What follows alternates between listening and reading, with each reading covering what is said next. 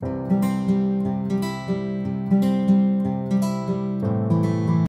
Morning. चलिए शुरू करते हैं हम लोग कि आज का कल हमने डिजाइन बना दी थी एडमिन सेक्शन की, तो आज उसकी कोडिंग कर लेते हैं बैकएंड के जो भी होती है ना। तो पहले तो अपने को क्या करना है, लॉगिन करवाना है। जो भी एडमिन है अपना, तो उसको क्या कराना है, लॉगिन कराना है। तो लॉगिन कहाँ से कराएंगे अपन, डेटाबेस से कराएंगे। जैसे लॉग आउट में ये लॉगिन पेज में भेज देता है, तो इसको क्या है, अपन कहाँ से लॉगिन कराएंगे, डेटाबेस से लॉगिन कराएंगे। तो डेटाबेस उसके पहले क्रिएट करना पड़ेगा अपने को। तो लोकल होस्ट PHP माई एडमिन में गए, यहाँ अपन डेटाबेस क्रिएट करेंगे। तो थोड़ा सा जूम कर लेता हूँ मैं, है ना।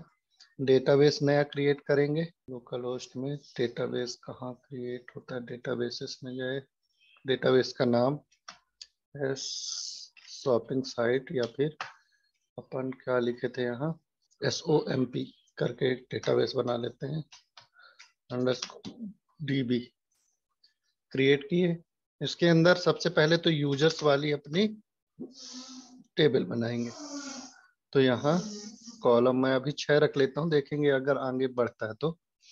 पहला तो आईडी होगी जो यूजर की होगी, ठीक। इसको मैं लिख देता हूँ user_id।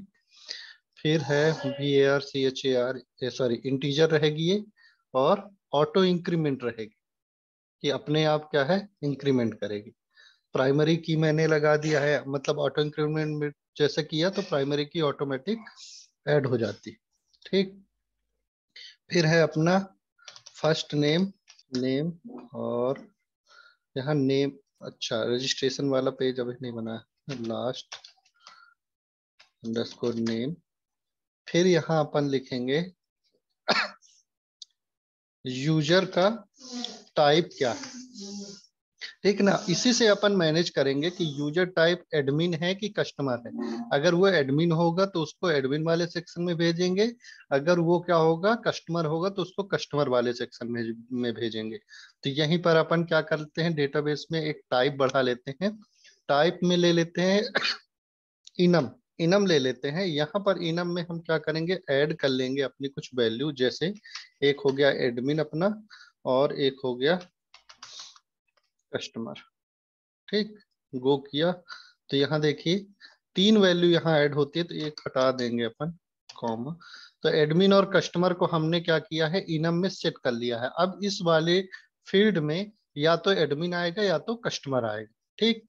आगे ईमेल, ईमेल क्या रहेगा अपना, वेयर केयर रहेगा। फर्स्ट नेम भी वेयर केयर रहेगा, इसको भी 255 दे देता हूँ, 255 लेंथ दे देता हूँ, हालांकि इतने होंगे नहीं। फिर आगे है अपना ईमेल, हो गया पासवर्ड। पासवर्ड, पासवर्ड में क्या है अपना लगाएंगे वेयर केयर ही, इसको भी 255 कर देते हैं। और कॉलम ऐड करने हैं तो ऊपर कहाँ जाएंगे, यहाँ ऐड में जितने कॉलम और ऐड करने हैं तो अपन क्या करेंगे, उसको ऐड कर लेंगे। तो 5 मैंने अभी और ऐड कर लिए। फिर इसमें क्या होगा, यूजर का एड्रेस होगा। अब ये देखिए हम क्या करेंगे कि दोनों के प्रोस्पेक्टिव से अपन डेटाबेस बना लेंगे, कि कस्टमर के भी और एडमिन के भी, है ना। तो अपन क्या करेंगे, एड्रेस का कॉलम ले लेंगे। तो कस्टमर क्या करेगा, यहाँ अपना एड्रेस भरेगा। तो डेटाबेस एक ही अपन यूज कर लेंगे, एडमिन का सिर्फ एक यूजर रहेगा और बाकी सारे जो रहेंगे वो कस्टमर रहेंगे, है ना। और एक में अपन क्या कर लेते हैं, यहाँ डिफॉल्ट में जब रजिस्ट्रेशन होगा तो एज डिफाइन में एक चीज और कर लेते हैं कि कस्टमर रजिस्ट्रेशन जब करेंगे तो कस्टमर रजिस्टर करेगा। फिर एड्रेस में आए, एड्रेस में अपन क्या ले लेते हैं, टेक्स्ट, क्योंकि वो तो हो सकता है थोड़ा सा बड़ा हो अपना, है ना। फिर आगे इसी में एड्रेस भरा लेंगे, सिटी स्टेट सब कुछ इसमें फिल करा लेंगे। फिर आगे है मोबाइल नंबर। और बताइए कोई आपको फील्ड लग रही हो कि यूजर में जरूरी होती है, सजेशन मांग रहा हूँ आप लोगों से। कोई भी जो भी फील्ड जरूरी होती है वो आप बता दीजिए। मोबाइल नंबर हो गया, user name, first name, mobile number, password भी कर दिया मैंने, और क्रिएटेड एट का ये यूजर कब क्रिएट हुआ है, और लास्ट अपडेट, लास्ट अपडेट भी मैंने क्या किया है, बना दिया है। तो क्रिएट कब हुआ है और अपडेट कब हुआ, ठीक ना। तो अपन क्या करते हैं, यहाँ से डेट टाइम सेलेक्ट करते हैं क्रिएटेड एट के लिए, डेट, डेट टाइम। ठीक ना। और यहाँ देखिए डिफॉल्ट में अपन क्या करेंगे, करंट टाइम स्टाम्प ले लेंगे। लास्ट अपडेट, इसमें भी डेट टाइम लेंगे। डेट टाइम कहाँ गया, डेट टाइम इसमें भी ले लेते हैं, करंट टाइम स्टाम्प। और देखिए इसमें कुछ ट्रिगर भी रहते जैसे ऑन अपडेट। देखिए इसमें किस वाले फील्ड में अपने आया है, एट्रीब्यूट में। देखिए एट्रीब्यूट में जाओगे ना आप, तो ये लास्ट अपडेट में अपने को एक चीज देगा, on update current time stamp. On update current time stamp, तो इससे क्या होगा, जब भी इस रो में कोई भी रो में कोई भी रिकॉर्ड अपडेट होगा तो वो क्या करेगा, नया टाइम यहाँ पर अपने आप ले लेगा। ठीक ना। तो इससे क्या फर्क पड़ेगा, हमको ये लास्ट अपडेट भी देने की जरूरत नहीं पड़ेगी, क्रिएटेड एट भी देने की जरूरत नहीं पड़ेगी, क्योंकि हमने उसमें डिफॉल्ट सेट कर दिया। चलिए मोबाइल नंबर वेयर केयर ले लेते हैं। ये 10 डिजिट का रहेगा तो अपन 15 ले लेते हैं मैक्सिमम। और बस, और कुछ बचा। ठीक है, इसको सेव कर। देखिए डेटाबेस में अपन क्या करेंगे, वैल्यू को अगर सेव कराते हैं तो यहाँ देखिए डेटाबेस में अगर आपको कुछ अब ऊपर नीचे करना है तो यहाँ पर एक ऑप्शन दे रहता है मूव कॉलम। ये तो आप लोग बाद में देख भी लोगे धीरे धीरे जब चलाना सीखोगे। तो अपन क्या करेंगे, कॉलम को एडजस्ट भी कर सकते हैं। तो मैं क्या करता हूँ, यूजर टाइप को यूजर आईडी के बाद भेज देता हूँ, तो शुरू में ही रहेगा first name, last name, email, password, address. तो लास्ट नेम के बाद मोबाइल नंबर, मोबाइल नंबर के बाद ईमेल, पासवर्ड, फिर एड्रेस। सही है। लास्ट अपडेट करंट, वो तो ये थोड़ा अपना सीक्वेंस सही हो गया। तो ये ऊपर नीचे बस मैंने किया है और कुछ नहीं। ठीक। और एक क्या करते हैं अपन, एक एंट्री जो है एडमिन की पहले ही यहाँ क्रिएट कर देते हैं। ठीक है ना, एडमिन वाला यूजर। तो इसको डाल देते हैं सॉल्यूशन पॉइंट्स। और अच्छा, लास्ट नेम भी रखा है मैंने, last name points, mobile number 0, email. हाँ, अब देखिए क्या है कि ईमेल अपने को यूनिक रखना है। तो एक तो क्या है कि यहाँ भी रख सकते हैं, और एक दूसरी जगह मैं बताऊंगा उसमें भी अपन क्या कर सकते हैं, मतलब फ्रंट एंड या बैक एंड में अपन चेक लगा सकते हैं कि वो यूनिक होनी चाहिए। तो एक तो अपन क्या करेंगे, पहले लिख लेता हूँ, learn@solution points.co.in, पासवर्ड ये डाल दिया। ठीक। एड्रेस, देख पासवर्ड क्या है, हम थोड़ा इनक्रिप्टेड फॉर्म में रहेंगे तो एक प्रोफाइल, अभी प्रोफाइल वाली पेज तो बनी ही नहीं जिसमें क्या है कि यूजर पासवर्ड चेंज कर पाए अपना, तो वो भी देख लेंगे। एड्रेस टेक्स्ट, देखो यहाँ पासवर्ड में अपन क्या है, यहाँ एक मिलेगा फंक्शन MD5 और यहाँ क्या करूंगा मैं, वैल्यू डालूंगा। तो देखना ये 1 2 3 4 5 6 इनक्रिप्टेड हो जाएगा। तो इसको अपन कोड से भी इनक्रिप्टेड बनाएंगे। अभी के लिए मैं क्या करता हूँ, यहाँ पर MD5 सेलेक्ट कर लेता हूँ, है ना। इसका क्या मतलब है आगे देखेंगे अपन। एड्रेस में एड्रेस छोड़ देता हूँ अपन, create time, last time update, और ठीक है।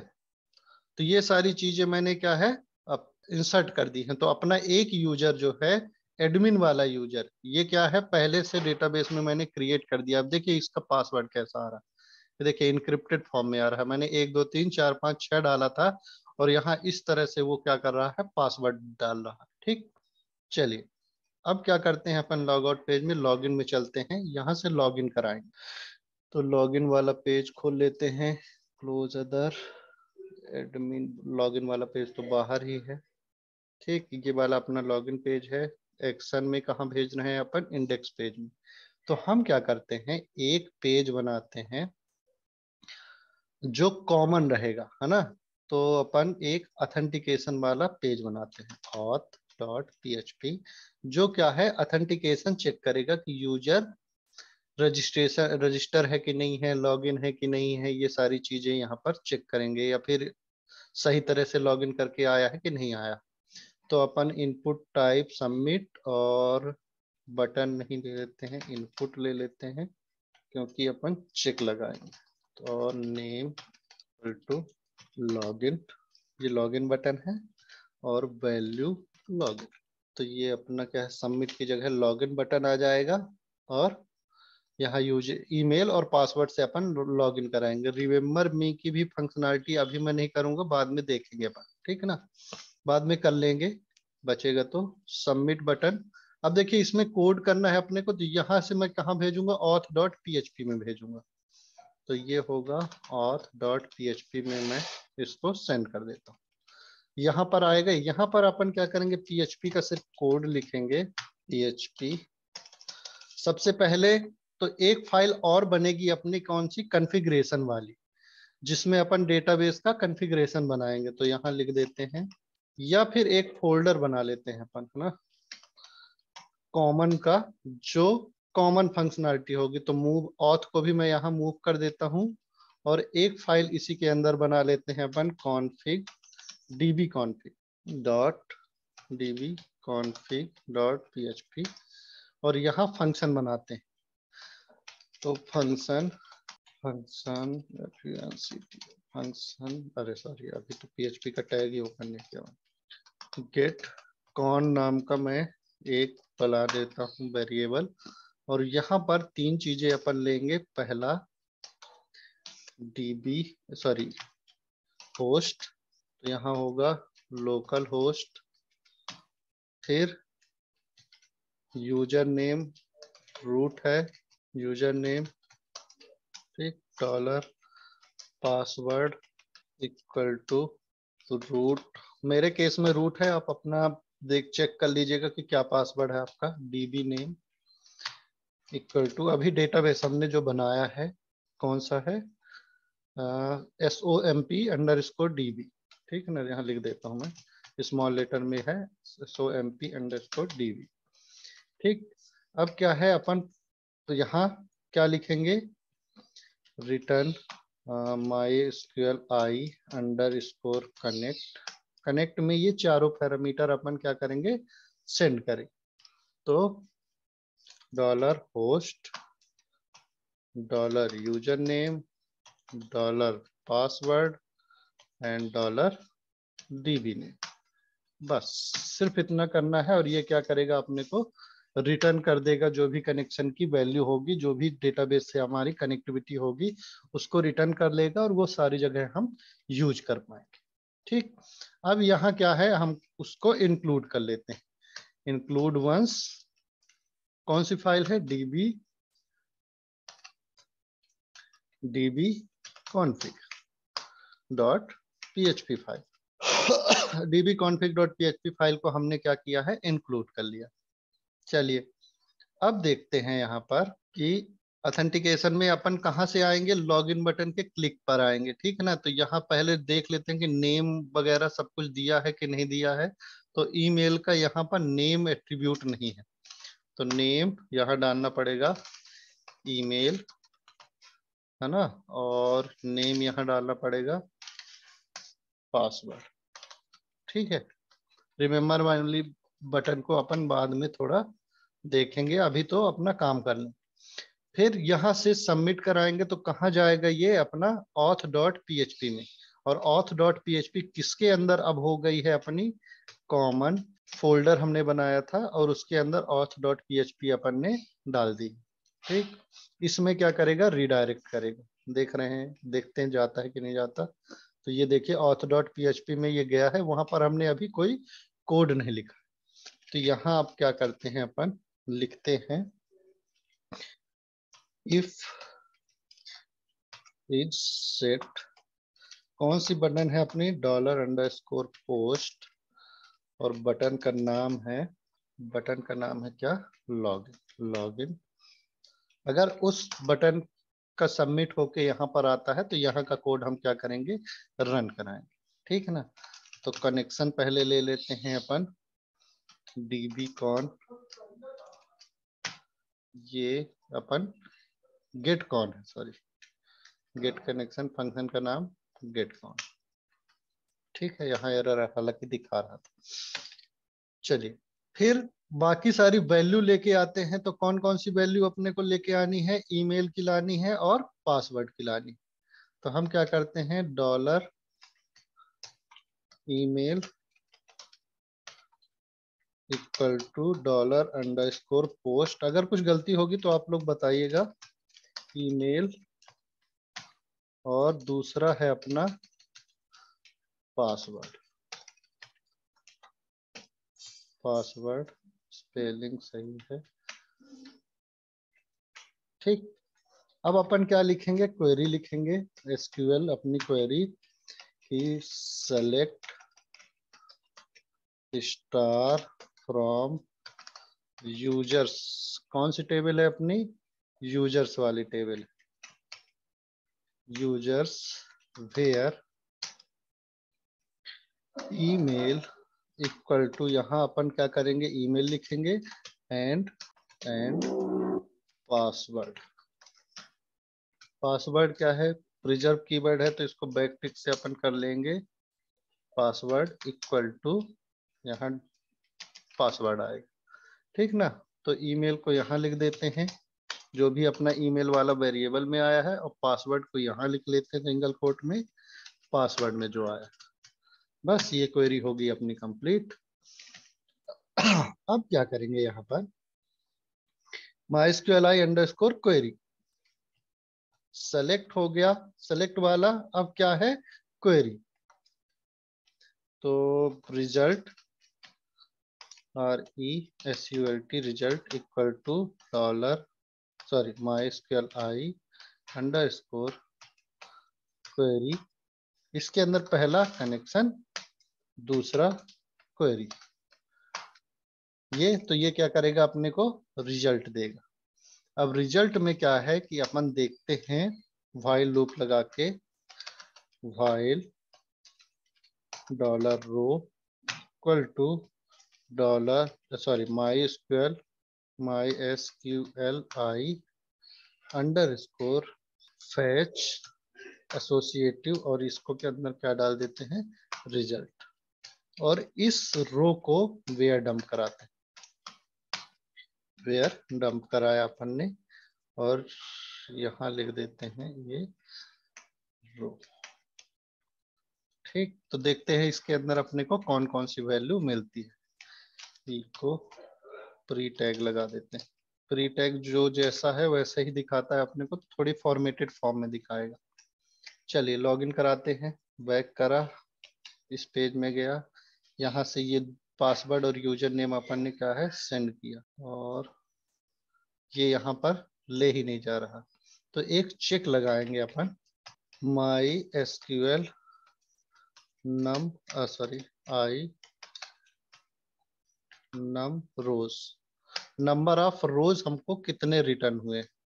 ठीक है ना, तो इसको क्या करते हैं अपन, रिजल्ट से देखेंगे। ये वाला फंक्शन क्या करेगा, अपने आप MySQLi का रिजल्ट लेता है, तो ये चेक कराता है कि कितनी रो है। तो यहाँ एक कंडीशन लगाते हैं, अगर रो जो है जीरो से ज्यादा है, ग्रेटर देन जीरो, तो यहाँ भेजेगा।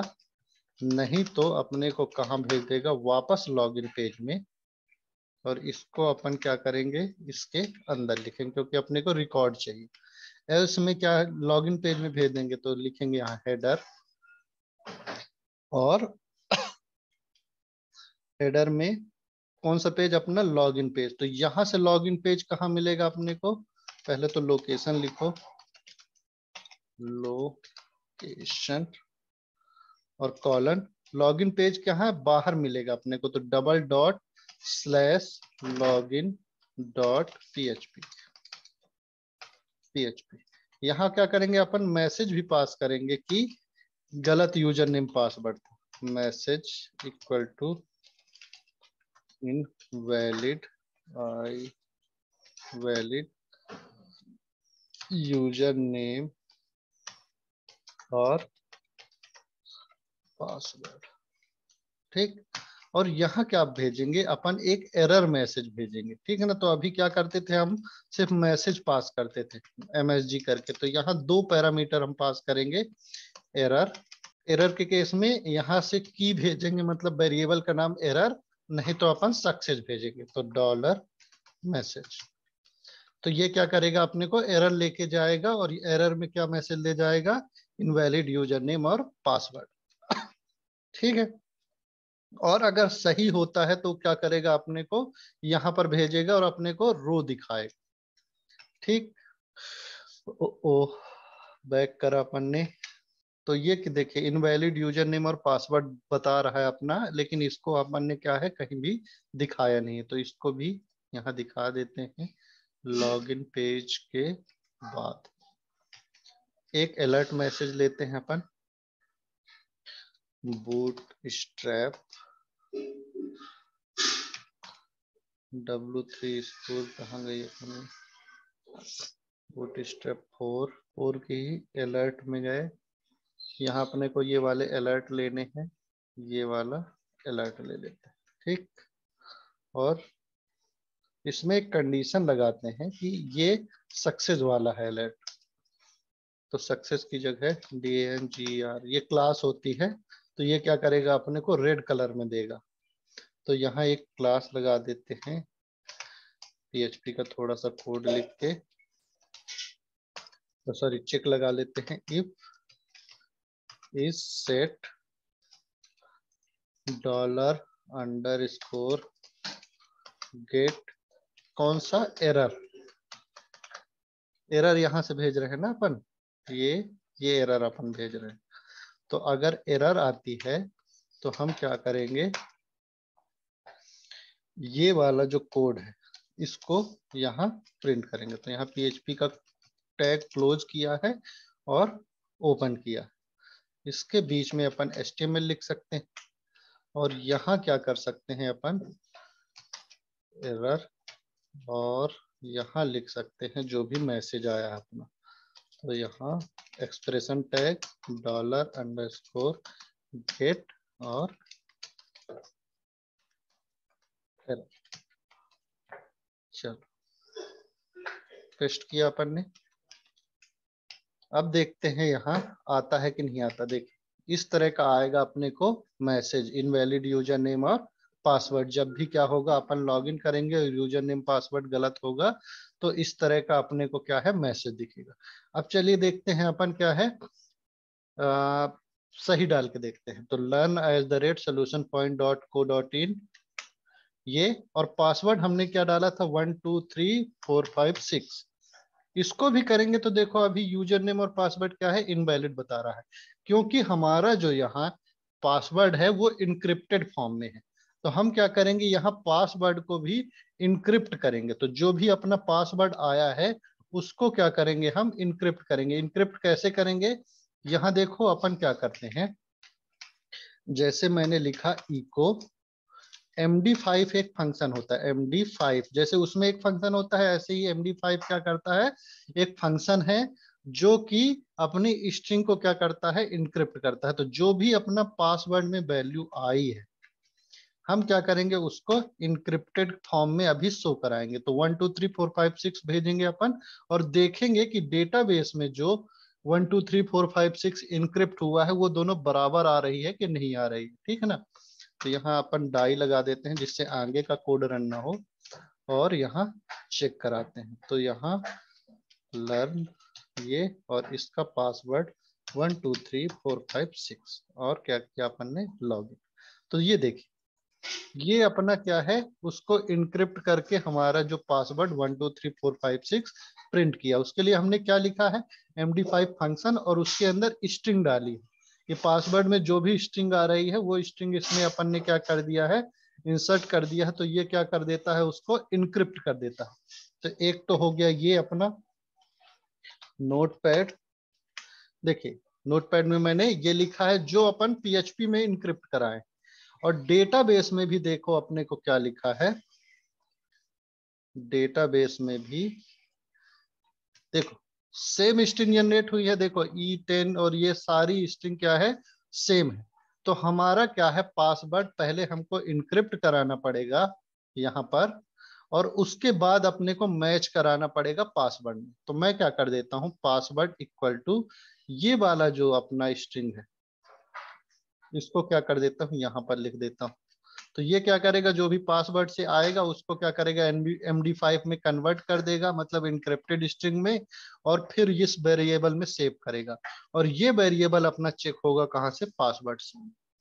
MD5 ना ले पासवर्ड को, देन MD5 फंक्शन है वो यही काम करता है। मतलब क्यों नहीं लेगा, मतलब MD5 में अगर कोई हम स्ट्रिंग पास करेंगे उसको क्या करेगा, वो इनक्रिप्टेड फॉर्म में भेज देगा। जैसे मान लो अपन इको लिखते हैं, यहाँ लिखा MD5 और यहाँ कोई अपनी हैंडमेडेड स्ट्रिंग डाल देते हैं, जैसे माई पासवर्ड और यहाँ कर देते हैं डाई। तो माई पासवर्ड को देखिए वो क्या बनाता है। मैंने क्या किया, यहाँ फिर से रिफ्रेश करते हैं और कंटिन्यू करें, तो ये है माई पासवर्ड। ये जो स्ट्रिंग जनरेट हुई है इसका नाम है माई पासवर्ड। मतलब इसको डिक्रिप्ट हम नहीं कर सकते। MD5 की खासियत ये होती है कि इसको डिक्रिप्ट नहीं कर सकते। मतलब माई पासवर्ड को हम क्या कर सकते हैं, इस स्ट्रिंग में कन्वर्ट कर सकते हैं, लेकिन इस स्ट्रिंग को अपन क्या करते हैं, उसमें MD5 में सिर्फ स्ट्रिंग में वापस नहीं कन्वर्ट कर सकते, है ना। तो ये इसका मतलब ये हुआ कि MD5 क्या करता है, इन रिवर्सिबल स्ट्रिंग देता है अपने को कि माई पासवर्ड, अगर हम MD5 my password equal to ये स्ट्रिंग देगा अपने को, ठीक। लेकिन इस स्ट्रिंग से हम माई पासवर्ड नहीं बना सकते। माई पासवर्ड ये नहीं बनेगा कभी।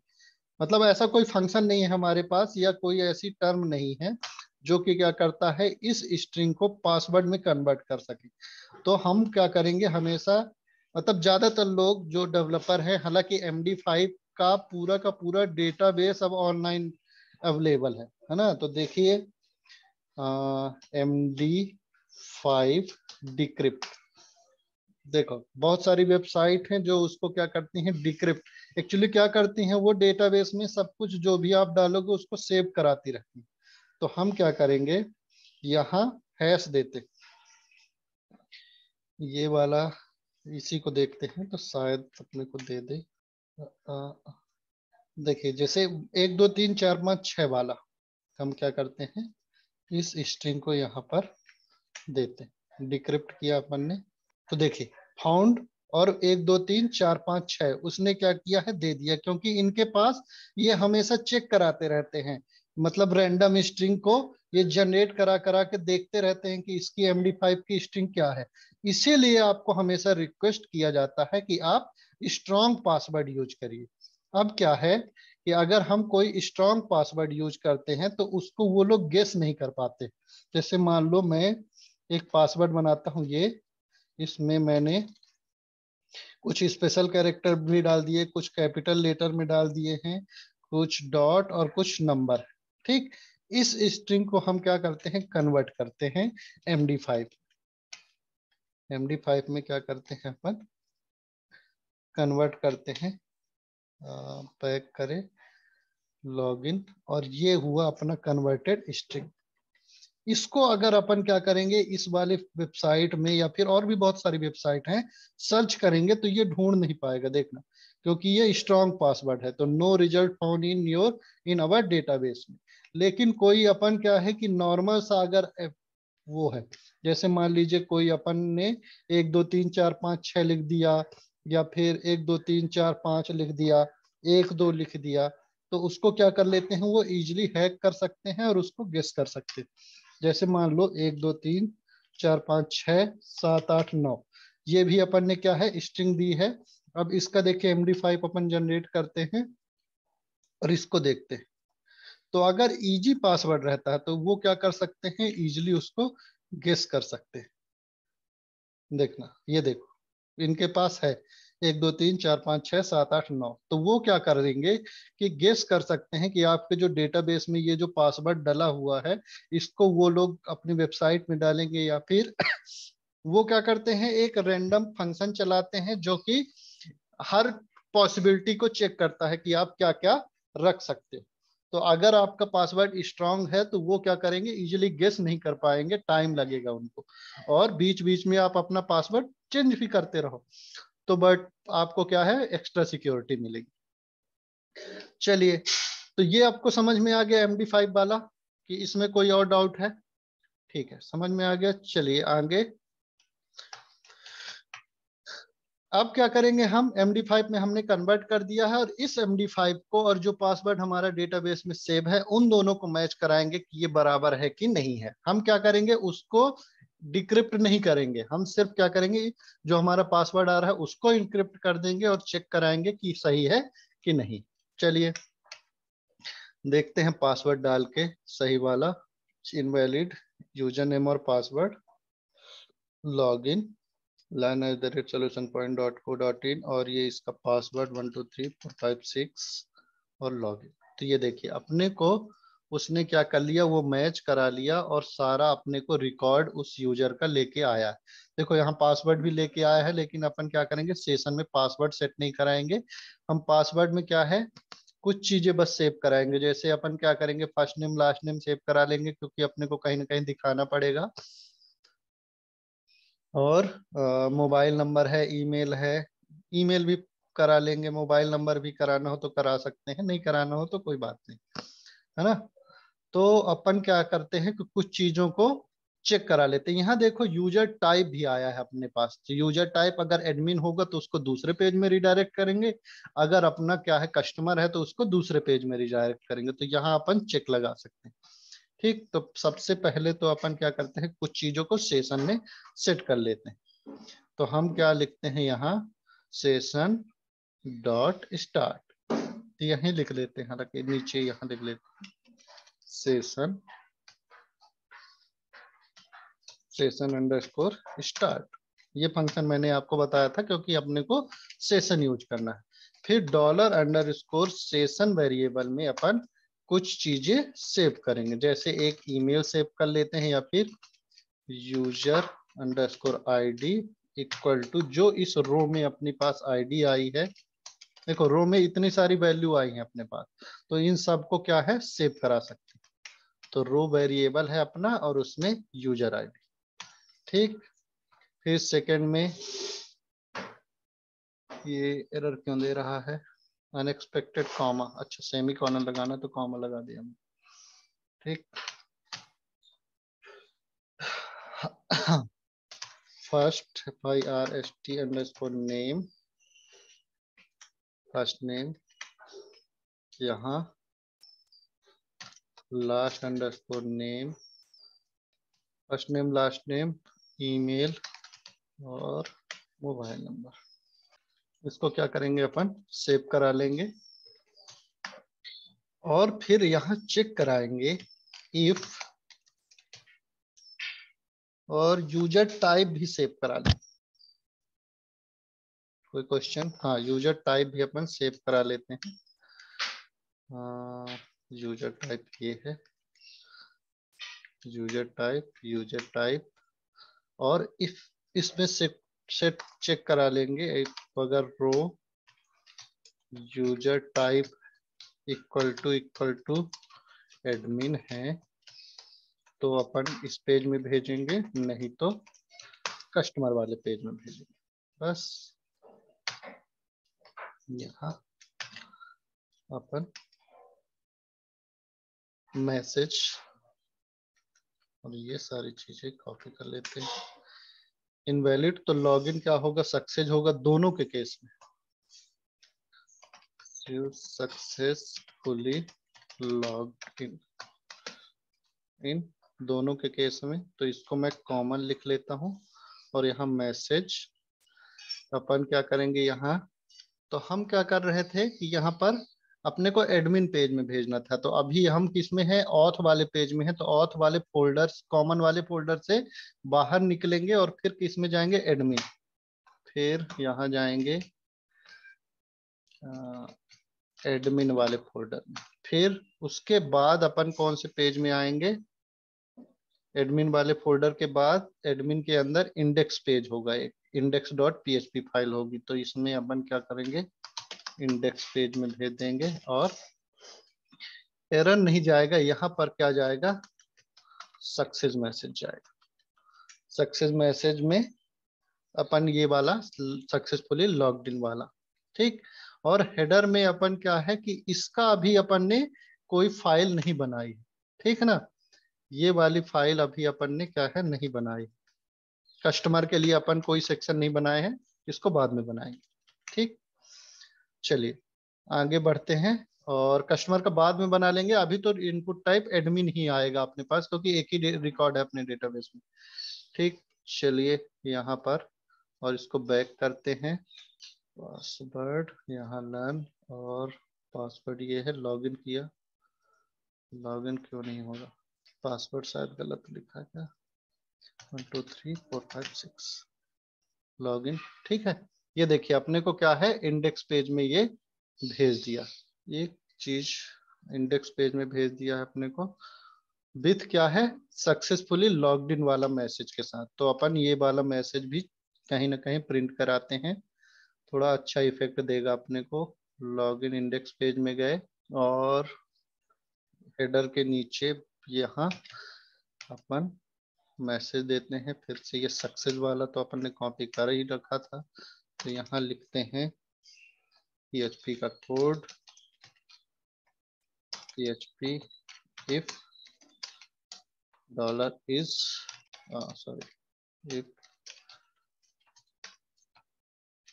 इस सेट फंक्शन, इसके अंदर डॉलर अंडरस्कोर गेट, और ये क्या आएगा अपने को, लॉगिन पेज से भेजा था नहीं, ऑथ से, कौन सा सक्सेस वाला वेरिएबल आएगा। सक्सेस अगर आता है तो हम क्या करेंगे, इस पेज में लेके आएंगे, बीच में HTML लिखना है तो ऊपर से PHP का कोड बंद कर दो और यहाँ पर अपन PHP का कोड ओपन कर, और बीच में अपन क्या करेंगे, यहाँ HTML लिख सकते हैं।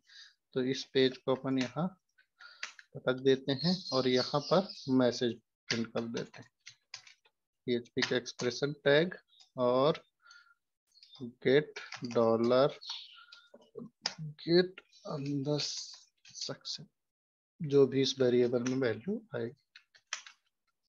ठीक है, देखते हैं, ये देखिए लॉगिन सक्सेसफुल का मैसेज आया, इसको इसके अंदर डालते हैं तो सही रहेगा, कंटेनर के अंदर ही, तो थोड़ा छोटा आएगा, अभी क्या है पूरे पेज में आ रहा है, ये देखो यहाँ तक अपना मैसेज दिखाएगा।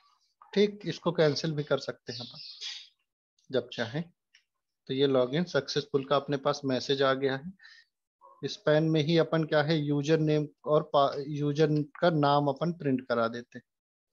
तो यहाँ नॉर्मल एक PHP का कोड ओपन करेंगे, PHP और eco dollar underscore session,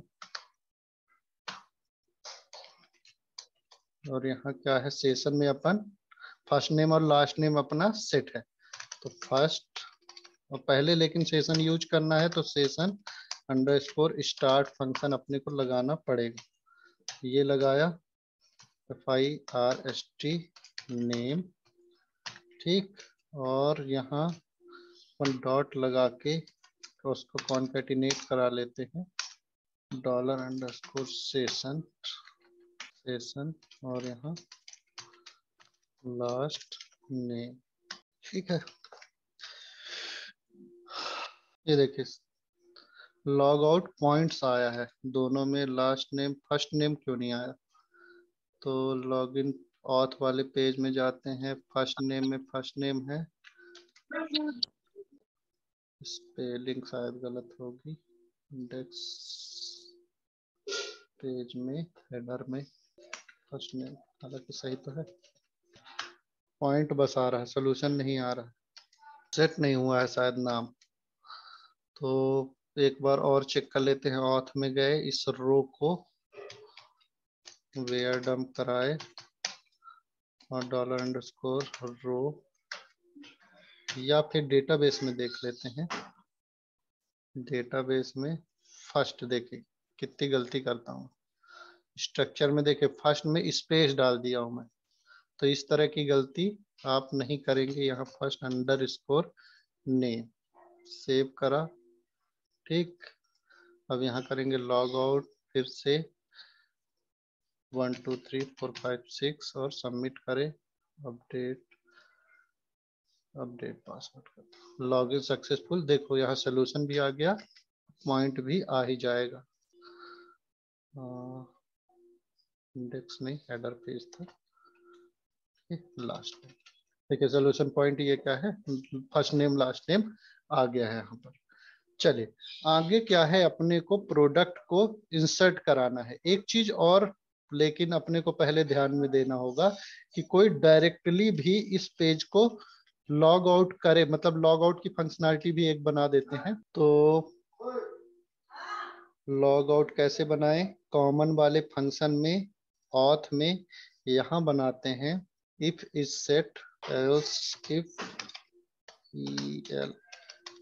else if $_ और यहाँ लॉग आउट आएगा और यहाँ पर अपन क्या करेंगे, चेक कराएंगे। एल्स लिख दिया, यहाँ नहीं होगा। लॉग आउट में अपन क्या करेंगे, सेशन अंडरस्कोर स्टार्ट, ठीक। फिर क्या करेंगे, यहाँ सेशन अंडरस्कोर डिस्ट्रॉय, सारे सेशन को क्या करेंगे, डिस्ट्रॉय करेंगे और रिटर्न कर देंगे अपन लॉगिन पेज में। या फिर हेडर कहाँ से, लोकेशन /login.php फाइल, ठीक। यहाँ से क्या है, अपन लॉग आउट पेज में हेडर से भेजेंगे का login.php में ना भेज के यहाँ कहाँ भेजेंगे अपन, बाहर निकले common/auth.php question mark log out equal to, यहाँ से अपन क्या करेंगे, लॉग आउट भेजेंगे और ये क्या करेगा, अपना लॉग आउट कर देगा। चलिए चेक कर लेते हैं ये भी कि हो रहा है कि नहीं। लॉग आउट में गए, ये देखिए ये क्या करता है, पूरे सेशन को सेट करा अनसेट करा देगा और लॉगिन पेज में भेज देगा। अब क्या है, डायरेक्ट हम अभी भी प्रोडक्ट वाले पेज में आ सकते हैं, देखो। लेकिन यहाँ पर अपने को ये देगा कि सेशन सारे अनसेट कर दिए हमने, तो ये दिखा रहा है कि अनडिफाइंड इंडेक्स, फर्स्ट नेम भी नहीं मिला उसको, लास्ट नेम भी नहीं मिला। तो अपने को पहले चेक कराना पड़ेगा कि अगर सेशन गलत है तो फिर अपने को फिर से लॉगिन पेज में भेज दे। तो यहाँ पर एक चीज और अपन लिख सकते हैं, हेडर में गए यहीं ऊपर ही लिख दो ये सारी चीज है। तो यहाँ PHP का एक टैग ओपन किए, यहाँ एक इस सेट फंक्शन $_session और इसके अंदर अगर ईमेल सेट है एंड एक चीज और यहाँ लगा देते हैं, एंड ईमेल सेट है एंड यहाँ क्या है, एक चीज और चेक करेंगे कि $_session यूजर टाइप क्या क्या होना चाहिए, एडमिन होना चाहिए। एडमिन इक्वल टू एडमिन होना चाहिए, तभी इस पेज में आएगा, ठीक। तो इन दोनों पेज को सेशन में सेट होना चाहिए और क्या होना चाहिए कि यूजर टाइप एडमिन होनी चाहिए। अगर ये दोनों कंडीशन सेटिस्फाई नहीं करती हैं तो हम क्या करेंगे, इसको हेडर में फिर से लोकेशन से भेज देंगे वापस इस पेज में, लॉगिन पेज में। लोकेशन CATION लोकेशन / बाहर निकला login.php बस। और यहाँ वो भी एरर मैसेज भी, error session has been destroyed या फिर session time out, session time out. इसको मैसेज में अपने को सेव कराना पड़ेगा, $message equal to session time out या फिर session EXPIRED please log in. ये हुआ $एरर इक्वल टू मैसेज, ये हो गया। अब देखिए इस पेज में अपन क्या करेंगे, प्रोडक्ट में जाएंगे तो ये क्या करेगा, अपने को फिर से लॉगिन पेज में भेज देगा और वो क्या करेगा, अपने को बताएगा कि सेशन एक्सपायर हो गया, फिर से अपने को लॉगिन करना पड़ेगा। तो 1 2 3 4 5 6 और यहाँ क्या करेंगे, अपन फिर से लॉगिन करेंगे 1 2 3 4 5 6। देखिए कुछ ना कुछ तो गलत हुआ है, फिर से ये लॉगिन पेज में भेज रहा है। तो यहाँ कंडीशन शायद हमारी गलत है। अगर इस सेट है email and user name type admin है तो क्या करेगा, यहाँ पर आएगा, नहीं तो नहीं आएगा। सेट होना चाहिए और यूजर टाइप एडमिन होना चाहिए। तो सही तो है सेशन। इसको चेक करा लेते हैं कि यूजर टाइप में क्या आ रहा है। इस तरह से अपने को एरर भी आती है तो देखेंगे। वेरिएबल्स, अच्छा सेशन स्टार्ट नहीं किया। मैंने बताया था कि अगर अपने को सेशन यूज करना है तो सेशन अंडरस्कोर स्टार्ट फंक्शन जरूर लगाएंगे। देखिए क्लोज बैक करे, लॉगिन, और इसको फिर से लॉगिन करते हैं। तो session underscore start has been already started, ignore solution point, header dot php 39 line में ऑलरेडी स्टार्ट। तो यहाँ से अपन क्या करेंगे, हटा देंगे क्योंकि ऊपर ही अपन ने सेशन डॉट स्टार्ट लिख दिया। तो ये दो दो बार फंक्शन अपन कॉल कर रहे थे, इसलिए ये गलत दिखा रहा था। चलिए ये हो गया सोल्यूशन पॉइंट। अब क्या होगा, इस पेज में डायरेक्टली हम क्या है आ नहीं सकते। ना तो प्रोडक्ट पेज में डायरेक्ट जा सकते हैं, ना ऑर्डर लिस्ट में जा सकते हैं, ठीक है ना। और किसी पेज में अपन क्या करेंगे, रीडायरेक्ट नहीं हो सकते जब तक कि अपन क्या है लॉगिन नहीं। ठीक, अब क्या करेंगे, यहाँ प्रोडक्ट में प्रोडक्ट लिस्ट अपने को ऐड करनी। इतना तक तो अपन ने बना लिया। प्रोडक्ट में ऐड, प्रोडक्ट में चलते हैं, ये सारी चीजें अपन ऐड कर। तो यहाँ एक पेज बना लेता हूँ इसका लॉजिक नाम से, सॉरी फोल्डर ही बना लेते हैं, या फिर एक फाइल बना लेते हैं लॉजिक नाम से, लॉजिक डॉट php, या फिर एक्शन डॉट php। ये क्या करेगा, सारे एक्शंस को अपने हैंडल करेगा जो भी अपन फॉर्म में सबमिट करेगा। ठीक, यहाँ php का टैग लगा लेते हैं। ऐड वाले प्रोडक्ट में अपन चलते हैं। यहाँ पर सारी चीजें पहले तो अपने को टेबल बनानी पड़ेगी, प्रोडक्ट वाली टेबल। तो product name, image, description, cost, original price, selling price, ये सारी टेबल अपने को बनानी पड़ेगी। जल्दी से टेबल बनाते हैं। न्यू टेबल, PRODUCTS, प्रोडक्ट नाम की table, PRODUCT underscore ID, integer, auto increment, primary की ऑटोमेटिक लग जाएगी। नेम, प्रोडक्ट का नेम हो जाएगा ये। और देखिए क्या है, इमेज और डिस्क्रिप्शन, डिस्क्रिप्शन और कॉस्ट, ओरिजिनल प्राइस और सेलिंग प्राइस। तो 3 कॉलम और ऐड कर लो, 4 5 कर लेते हैं। Cost, original price, cost, original price को MRP भी बोलते हैं, और सेलिंग प्राइस, ठीक है ना। या फिर ओरिजिनल प्राइस लिख ले, ओरिजिनल प्राइस, और ये सेलिंग प्राइस। इसके बाद अपन लिख लेते हैं एक क्रिएटेड एट, और लास्ट अपडेट। तो एक चीज और लिख लेते हैं, इज डिलीटेड। एक्चुअली क्या है, अपन क्या करेंगे, किसी भी प्रोडक्ट को क्या है डिलीटेड नहीं करेंगे, मतलब डिलीट नहीं करेंगे। अपन सिर्फ एक फ्लैग ऐड कर देंगे कि हाँ ये प्रोडक्ट जो है वो क्या है डिलीट हो गया है। तो वो क्या होगा, अपने पेज में जो भी अपना प्रोडक्ट वाला पेज है उसमें शो नहीं होगा, ठीक है ना। या फिर स्टेटस इज डिलीटेड ही लिख लेते हैं। और वहां से क्या है, अपन ऐड और रिमूव कर अपने को पेज में दिखाना है वेबसाइट में कि नहीं दिखाना है, वो अपन यहाँ से चेक कर लेंगे। ठीक है, नेम हो गया इज डिलीटेड। इसमें एरर क्यों आ रही है, इज डिलीटेड क्योंकि अपन बीच में अंडरस्कोर डाल दिए। चलो अब इसका वेरिएबल टाइप, तो प्रोडक्ट आईडी का अपन ने कर ही लिया है, varchar 255, image varchar 255, description, description को टेक्स्ट में लिख देते हैं कि हो सकता बड़ा हो। कॉस्ट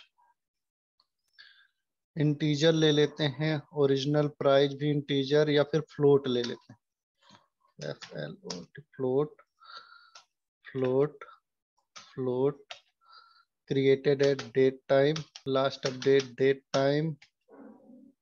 और इसमें भी डिफॉल्ट में करंट टाइम स्टाम्प, और लास्ट अपडेट वाले में भी करंट टाइम स्टाम्प, साथ में ऑन अपडेट का लिख देते हैं। तो ये ऑटोमेटिक अपना अपडेट हो जाएगा। इसमें क्या करेंगे, इनम ले लेंगे, या तो ये क्या होगा डिलीट होगा या फिर नहीं होगा, तो 0 1 यहाँ सेट कर देंगे, 0 और 1। अब ये थोड़ा सा एरर है इसका PHP माई एडमिन का, कि इस सेट करते हैं तो वो एक्स्ट्रा वैल्यू ब्लैंक वाली ऑटोमेटिक फिल कर लेता है। तो अपन क्या करते हैं, इसको हटा देंगे, 0 और 1 को ही रखेंगे बस। और बाकी सारी चीजें तो अपनी हो ही गई हैं। ये सारी चीजें अपन क्या करेंगे, अब सेव कराएंगे अपने ये इस वाले पेज से। तो ये हमारा पेज बन गया, ठीक ना। यहाँ सारी चीजें अपना चेक कर लो, प्रोडक्ट का नाम है, तो ये क्या है, यहाँ से डेटाबेस से मैच करा लेंगे तो अपन क्या है, थोड़ा सा सही रहेगा। या तो उसको प्रोडक्ट नेम कर दो या तो इसको नेम कर दो। तो मैं इसी को कर देता हूँ चेंज, गए अपन प्रोडक्ट नेम से। अभी तो कुछ है नहीं तो अपन करा सकते हैं, प्रोडक्ट इमेज को प्रोडक्ट इमेज बना दो। पहले देख लेना चाहिए था अपने, product change default product image से। डिस्क्रिप्शन प्रोडक्ट डिस्क्रिप्शन सेव करा लिए। तो ऐसे एडिट भी कर सकते हो आप, है ना। फिर आगे क्या है, अपना कॉस्ट ही है, नेम कॉस्ट ही है। ओरिजिनल प्राइस का यहाँ नाम ओरिजिनल प्राइस है, तो इसको यहाँ रख लेते हैं नेम। इमेज में टाइप इमेज नहीं लेंगे, हाँ इमेज में टाइप इमेज नहीं लेंगे क्योंकि वहां हम यूआरएल सेव कराएंगे, ना कि पूरी की पूरी फाइल। देखेंगे अभी जब अपलोड करेंगे ना तो देख लेंगे, है ना, तो बहुत इजी लगेगा आपको। ओरिजिनल प्राइस, इमेज की यूआरएल वहां सेव कराएंगे बस। सेलिंग प्राइस, सेलिंग प्राइस डाल लिए।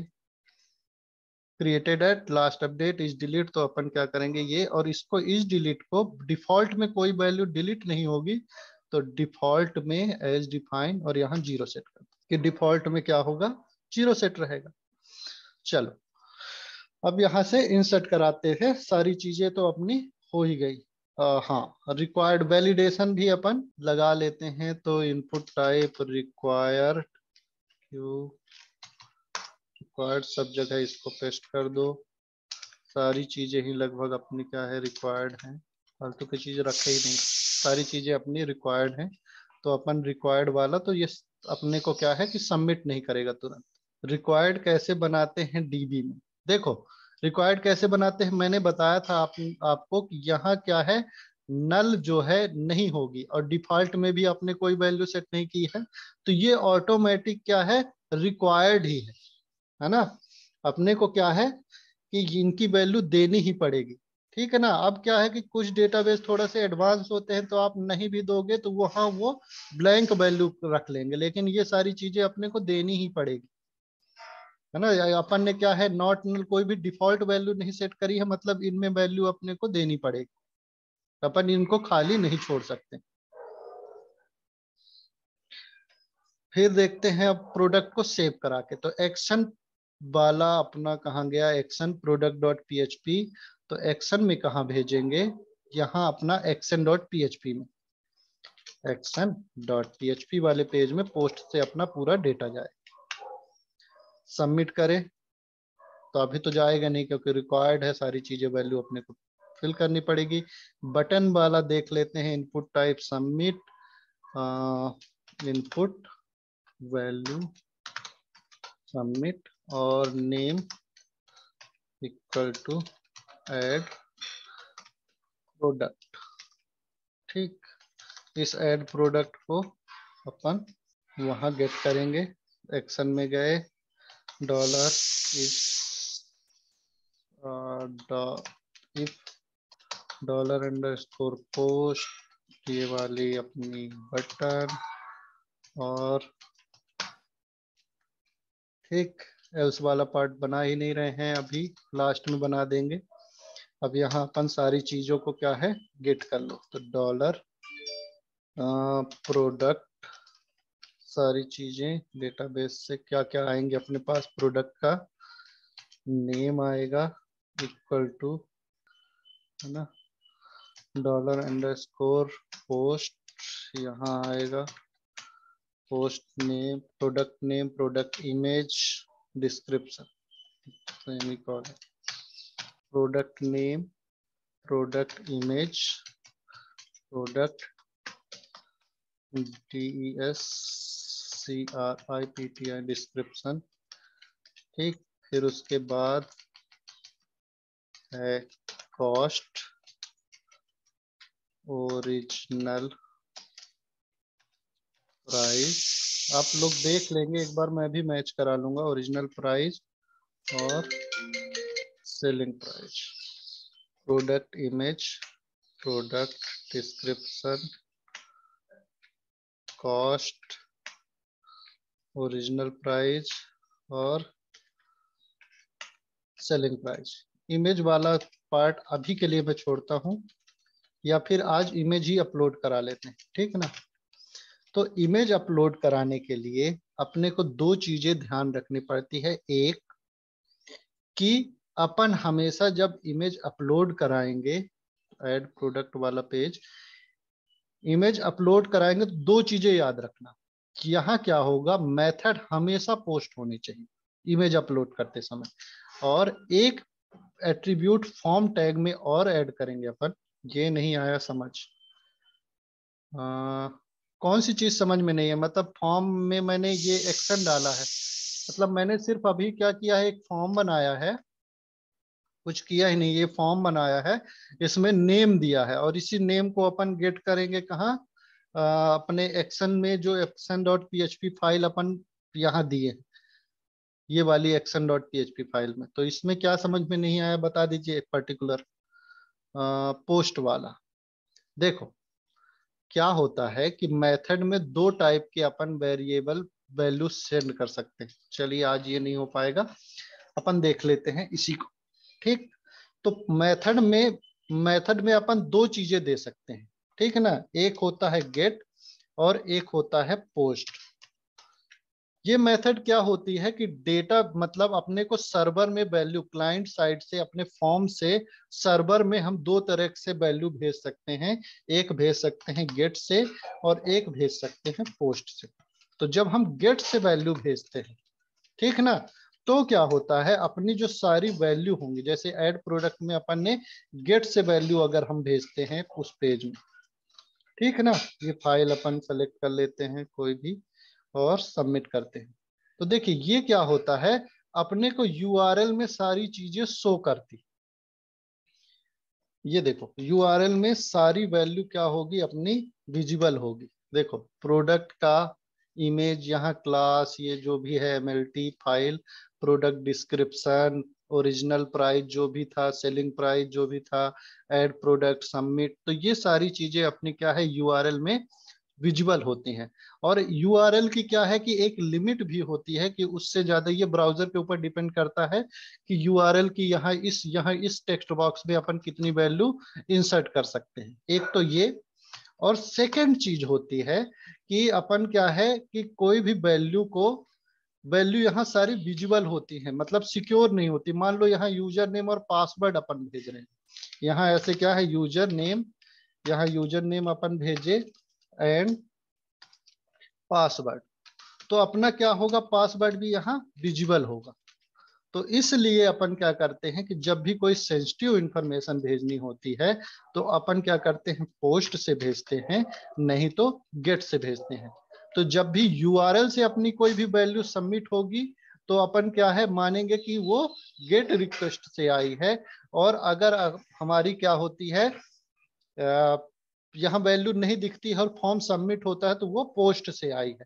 जैसे अपन क्या करते हैं, लॉग आउट करते हैं और यहाँ मैंने फिर से लॉग इन किया, तो ये देखिए इंडेक्स पेज में क्या है, डेटा गया है और साथ में गेट रिक्वेस्ट के थ्रू कुछ डेटा भी लेके गया है।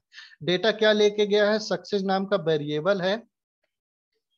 देखो इसको भी अपन नोटपैड में देखते हैं। देखो यूआरएल में क्या है, डेटा लेके जाता है, सक्सेस नाम का वेरिएबल। अब ये कोई सेंसिटिव इंफॉर्मेशन नहीं है, सिर्फ हम मैसेज भेज रहे हैं कि सक्सेसफुली लॉगिन। तो ये क्या है, कोई सेंसिटिव इंफॉर्मेशन नहीं, इसलिए हम क्या है यूआरएल में ही भेज देते हैं। तो ये क्या है, गेट के थ्रू अपन इसकी वैल्यू को गेट भी कर सकते हैं। जैसे हमने गेट किया है इंडेक्स वाले पेज में, अपन क्या करें हैं, गेट रिक्वेस्ट के थ्रू सक्सेस की वैल्यू को गेट किए, ठीक है ना। ऐसे ही एक्शन में जब अपन ले जाएंगे तो हम क्या करेंगे, पोस्ट के थ्रू गेट करेंगे। जैसे यहाँ $_गेट कैपिटल लेटर में लिखा है, ऐसे ही जब पोस्ट से वैल्यू भेजेंगे, अभी ऐड प्रोडक्ट में हमने क्या है मेथड पोस्ट लिया है, तो पोस्ट से वैल्यू भेज रहे हैं, ठीक है ना। तो पोस्ट से जब वैल्यू भेज रहे हैं तो क्या होगा, वो यूआरएल में शो नहीं करेगा, यहाँ यूआरएल में शो नहीं करेगा। और ये क्या है, अपनी जो वैल्यू है वो सबमिट भी हो जाएगी। तो ऐड प्रोडक्ट में गए, यहाँ से जब वैल्यू कोई भी अपन सेव सेंड करेंगे तो ये क्या करेगा, पोस्ट से वैल्यू लेके जाएगा, सबमिट करेगा। कॉस्ट ये सारी रिक्वायर है, तो ये क्या करे, देखो अभी पोस्ट से अपन ने भेजा है तो यूआरएल में सिर्फ उस फाइल का नाम गया है एक्शन में और कोई भी वैल्यू नहीं गई है। और हमारा जो कंट्रोल है अब कहां पर आ गया है, यहाँ पर आ गया है। मतलब यहाँ चेक कराए हैं कि अगर पोस्ट में ऐड प्रोडक्ट वाली जो फील्ड है, और ऐड प्रोडक्ट वाली फील्ड कौन सी है अपनी, ये बटन है, ऐड प्रोडक्ट वाली बटन है। तो ये वाली फील्ड जो है अगर सेट होती है, सेट कब होगी, जब आप उसमें क्लिक करोगे, बटन में जब आप क्लिक करते हो तभी उसमें वैल्यू सेट होती है। तो अगर वो सेट होती है तो हम यहाँ भेज देते हैं कि चेक करा लेते हैं कि अगर उसमें वैल्यू सेट है तो ही इस कोड के अंदर आए, नहीं तो नहीं आए, है ना। क्योंकि अगर अपन डायरेक्ट ऐसे भेज दोगे, आ गया समझ में, ठीक है। तो अगर हो सके तो मैं, हाँ एक चीज तो बता ही देता हूं कि जब अपन क्या करेंगे, इमेज अपने को अपलोड करनी हो या कोई फाइल अपने को अपलोड करनी हो, तो दो चीजें अपने को ध्यान में रखनी है कि एक्शन में अपना मेथड लिखा हो और एक एट्रीब्यूट और ऐड करते हैं ENC टाइप, और यहाँ लिखते हैं मल्टी पार्ट फॉर्म डेटा। ये अच्छे से लिख लो आप ध्यान से। तो ये क्या करता है, ENC टाइप में इनक्रिप्टेड करता है कोई भी अपनी जो फाइल होती है, वो डेटा लार्ज होती है, मतलब बड़े लार्ज फॉर्म में डेटा होती है। मान लो 200 MB का डेटा है या 300 MB का डेटा है, तो उसको क्या करता है कि छोटे छोटे पार्ट में डिवाइड कर देता है, फिर उसको डेटा मतलब अपने को सर्वर में सेंड करता है, ठीक ना। एक स्ट्रीम करता है कुल मिला के, ये बस अगर सोचे तो, है ना। तो यहाँ एक एट्रीब्यूट और ऐड करना पड़ेगा अपने को, ENC type multipart form data. और यहाँ जो वैल्यू है उसके बाद ये दोनों चीजें अपने को समझ में आ गई कि मेथड में अपने को पोस्ट लिखना है और ENC टाइप में लिखना है multi part slash form dash data. और यहाँ पर अपने को उस फाइल को जो डेटा मिलेगा पोस्ट में ना मिलके कहां पर मिलेगा, $_ फाइल्स में मिलेगा, ठीक ना। तो इसको वेयर डंप कराते हैं, वेयर डंप, और वो फाइल का डेटा अपने को मिलेगा $_ फाइल्स में, ना गेट में मिलेगा ना पोस्ट में मिलेगा। तो चलिए अपन चेक कराते, पोस्ट में गए, यहाँ अपन ने सारी चीज को फिल करे ये, और फाइल सेलेक्ट करते हैं एक नॉर्मल सी sign.pf और PDF, और यहाँ ये तो यहाँ अपने को उस फाइल का पूरा ऑब्जेक्ट मिलता है कि फाइल का नाम क्या है, मतलब ये फाइल, ये नाम मिलेगा, उसके अंदर उसकी सारी इंफॉर्मेशन, नेम ये है, एप्लीकेशन किस टाइप का है, ठीक है ना, और उसका टेम्परेरी पाथ मिलेगा, और वो उसकी साइज कितनी है, ये अपने को पूरा डेटा मिलता है, ठीक। तो ये अपना क्या है, दो चीजें याद रखना कि जब भी अपने को किसी फॉर्म से फाइल अपलोड करनी हो तो दो चीजें याद रखेंगे, मेथड हमेशा पोस्ट होनी चाहिए और एक एट्रीब्यूट और ऐड होना चाहिए, ENC type multipart form data. File अपन कल अपलोड कराएंगे, कुछ नहीं, एक फंक्शन होता है नॉर्मल सा, उसमें अपन क्या करेंगे, कुछ पैरामीटर पास करेंगे और ये फाइल अपने सर्वर में अपलोड हो जाए, ठीक है। थैंक यू, कल मिलते हैं।